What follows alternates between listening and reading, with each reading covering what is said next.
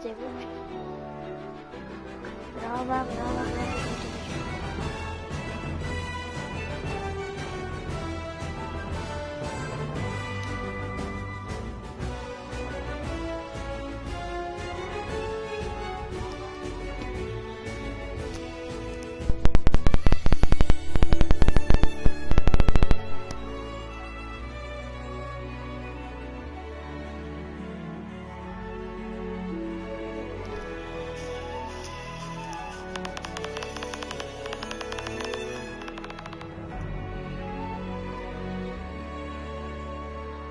Scusate che non si sente molto.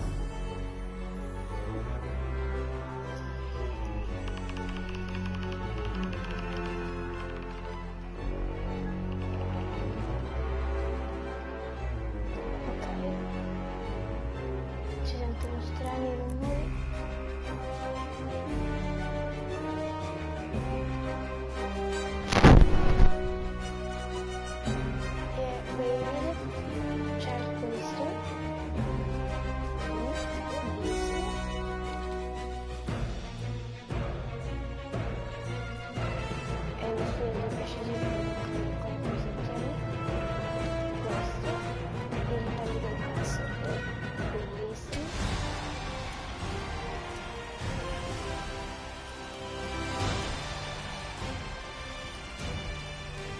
Facciamo una sfida.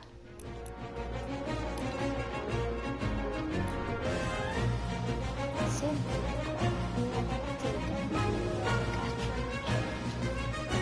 calcio e questa squadra shop baciando la coppa.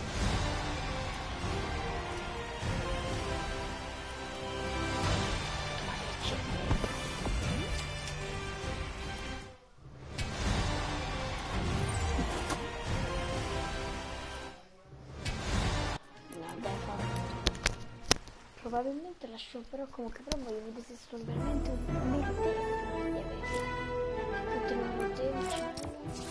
Hanno prima insieme come si ballano tutti specialmente.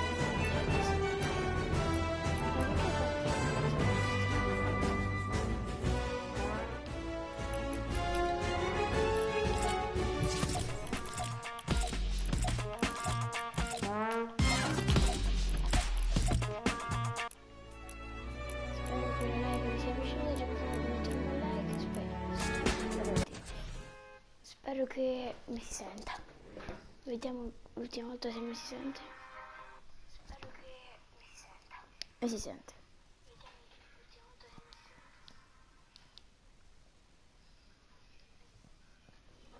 Mi si sente.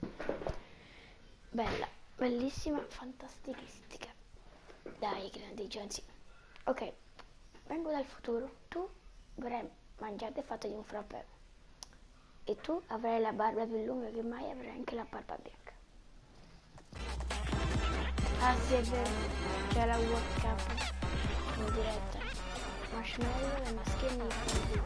Cioè farà un video.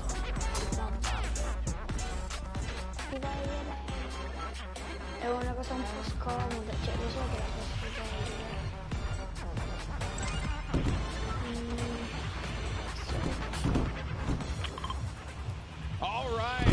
Shout out to DJ Mike Brown, who's been in the ones and twos here at the Arthur Ashe Stadium. Golden Boy alongside Masadifa's Boricua Boys back at it again, looking to bring you the fun as we have games 3 and 4 on deck.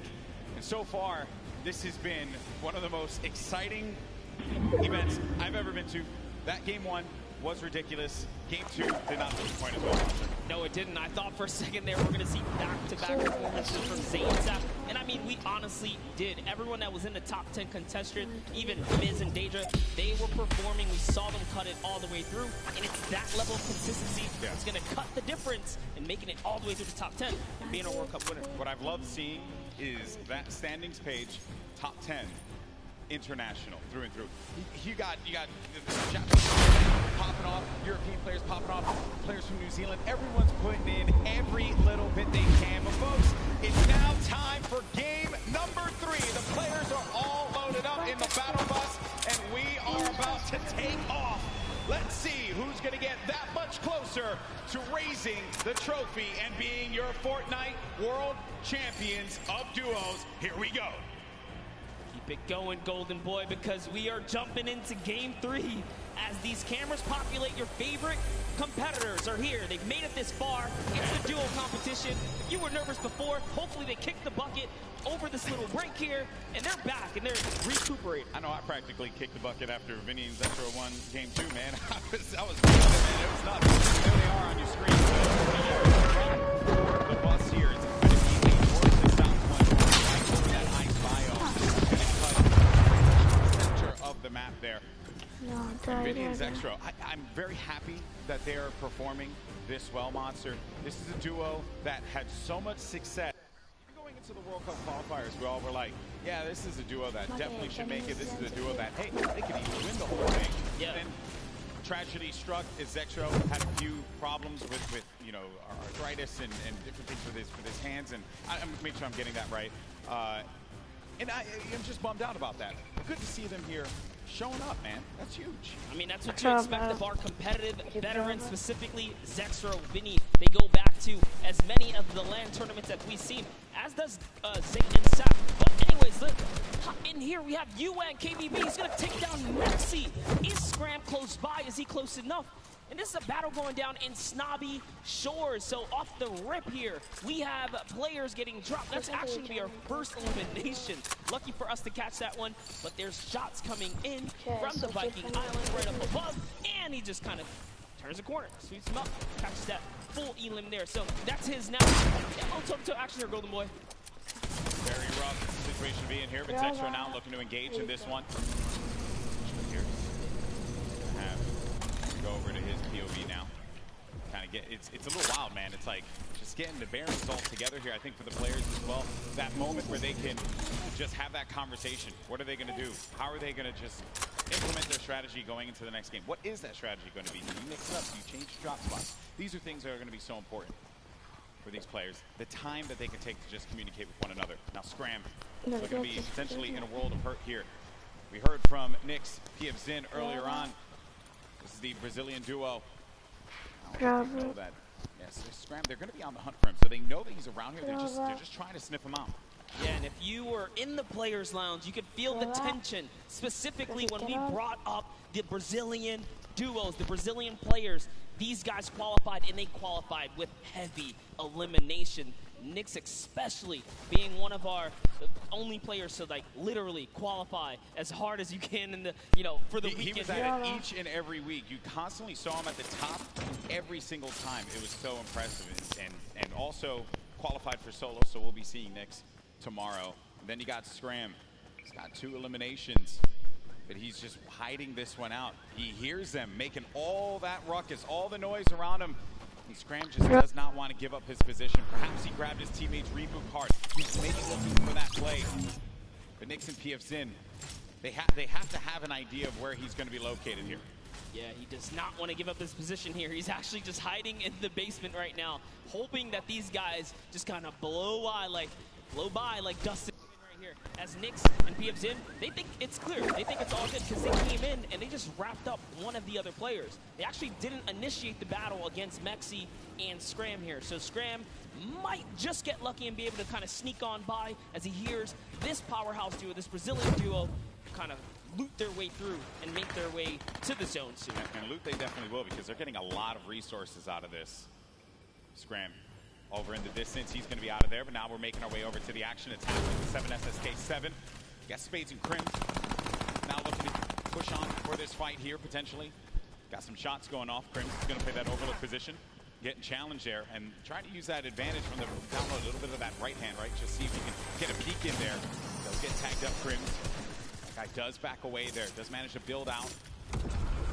Spades is going to force him out. There you go. So they're just right now playing for that positioning, and I like the fact that they're using these, you know, the natural high ground, right?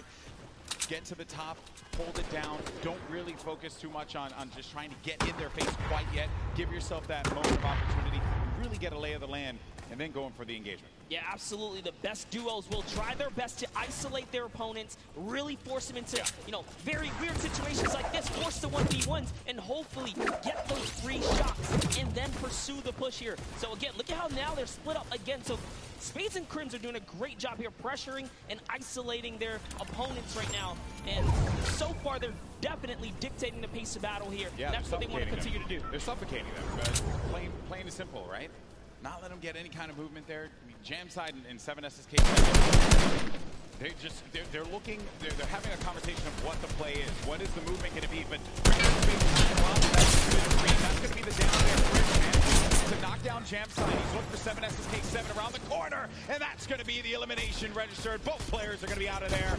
And a big win there for Crimson Spades. What a clean push right there. Crimson Spades have so much fun here because when they qualified, they were kind of looked down on like, wait a second, was it not? No, they're here to show it off and show why they're at the World Cup Finals. Now, after that, Miz and Daedra, we saw them have a game 1, being now top 10.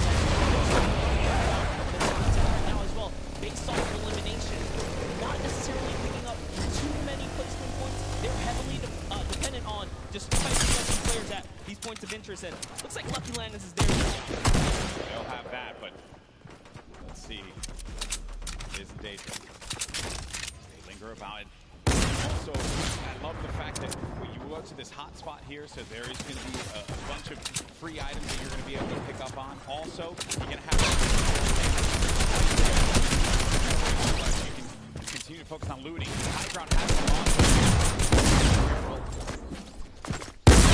He's going to be right next to him, trying to get these angles. Absolutely, have to stick together. Looking for the sound cues right here. Can they find their opponent, catch a nice little low ground peak right here? Low ground is definitely underrated. You can peek out, big shot you're almost guaranteed a headshot, which is a big multiplier. Yeah, players don't really think about that, right? You always see Fortnite players go after the high ground. That's the bread and butter for a lot of players that play this game. But you know better than most that the low ground can pay dividends for you if you know how to take advantage of that positioning, and maybe some overzealous players to try and get aggressive on you. We got Gustavo. I'm actually very interested to see if Gustavo's going to lead this push here, because specifically between these two players right here, this duo, Brazilian duo, Gustavo doesn't necessarily lead the pushes. It's Wishy. Wishy's the aggressive one here, so he has the ultimate high. He's always looking for the shot. Going to do is just a nice standoff. Yeah, this whole event, right? These players have just been very cautious about what they want to do. They're not trying to get too aggressive in these fights. They know what's on the line here. Millions in prizing is on the line. You do not want to make a bad decision. You want to see that are eliminated out early on. Sauber going to put shots down. Player forcing him to actually build up. He has no build to work with as well. 19 HP remaining and just a hope and a prayer, but unfortunately for him, that was not going to be enough there. Gustavo's out. Wishy isn't going to happen for him either. And Miz, he's feeling it. That's going to be the feeling for this duo. The snarky little smirk right there on his face when you get those 2 points. Murky feels so good. It's really good. Feels really good. And then Volks and Harvey. And look at this. Harvey actually dealing with this battle. And this other player that actually got the high ground against him, focus firing on Volks. Harvey pushing back here. I wonder, you get split up like this, but Volks and Harvey, they love playing a very aggressive style. They'll get in your face. They'll box you out if they need to. Yeah, without a doubt, this duo was unmatched when it came down to eliminations in the qualifying rounds. They had the most, actually, and even pulled off a consecutive 5 victories to qualify for one of the weekends. Volks and Harpy, another kind of reference to game 1. All they have to do is kind of slow it down here. That's what they're trying to do, but being split up is terrible. Also, in the distance, I just want to make note, Wolfie's a very aggro controller player. He's another one.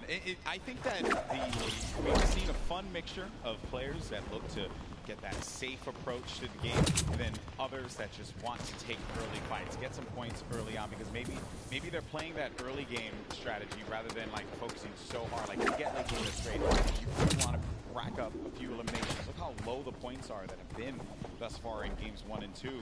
Get yourself very hard, given how many players have stayed alive in this game.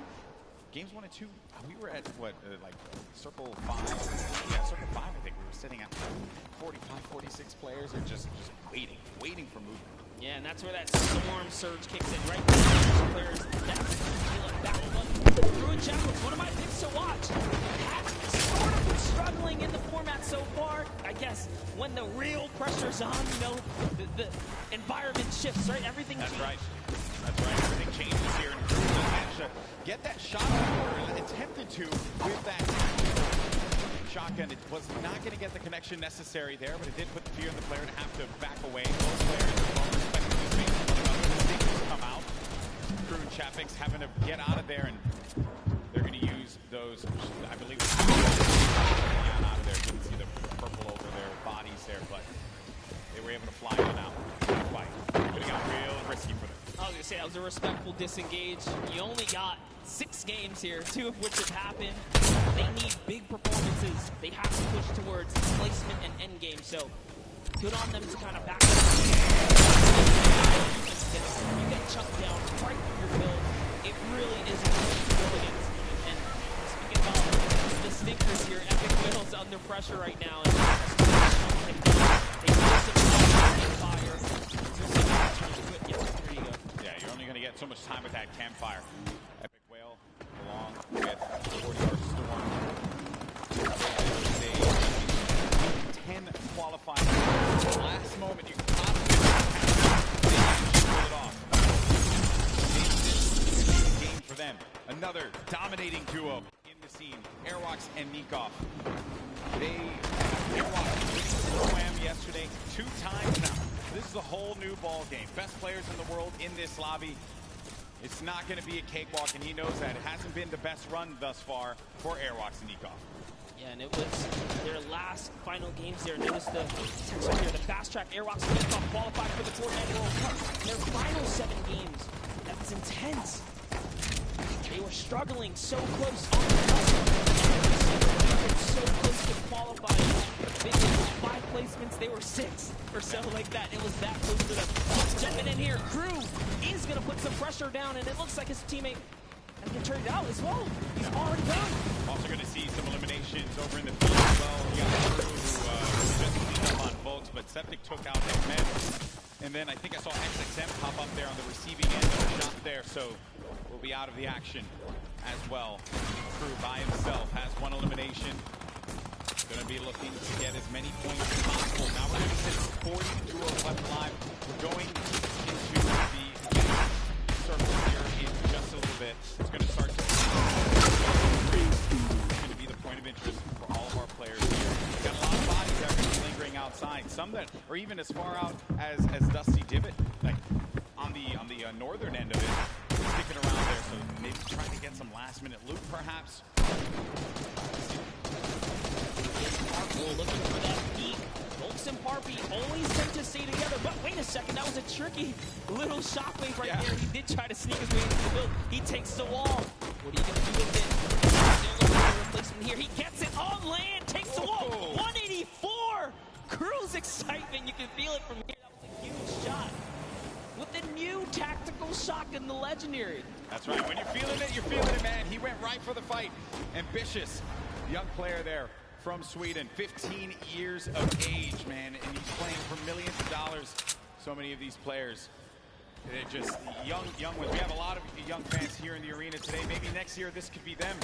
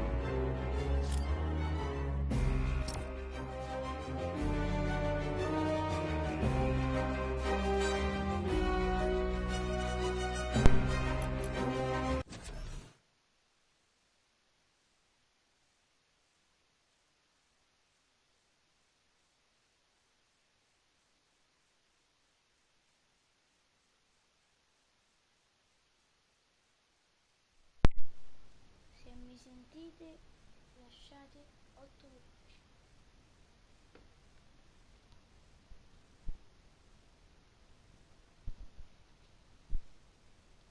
Lasciate mi piace per favore se mi sentite.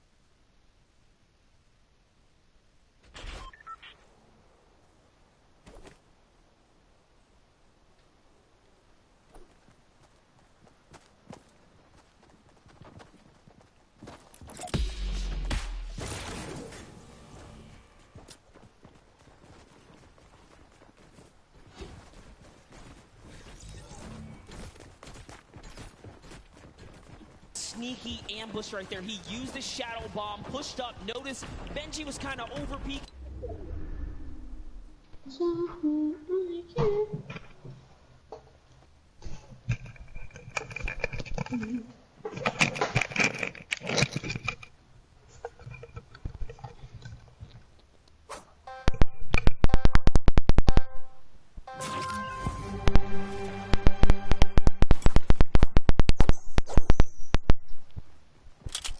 Hello?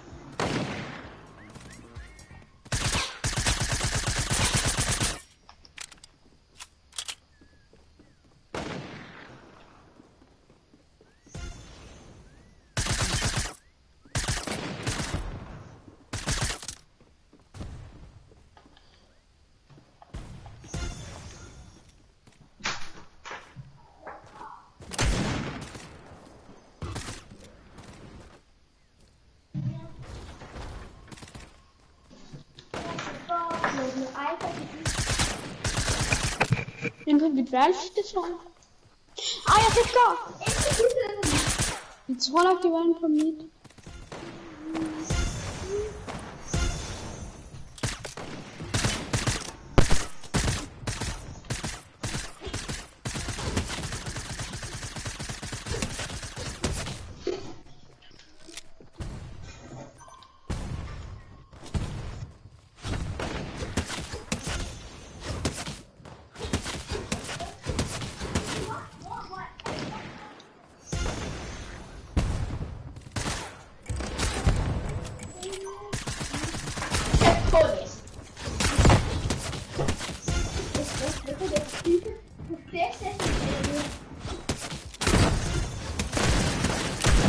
Ja, jeg fik et kill. Du har 2 kills, Jeg ved det ikke. det er Nå jo.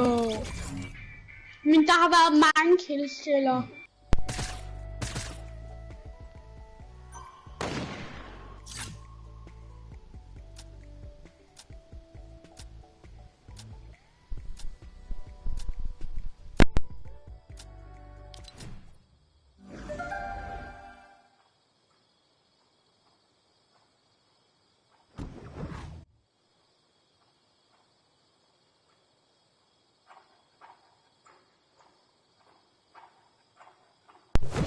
Så nogle fodboldspillere, så siger han så,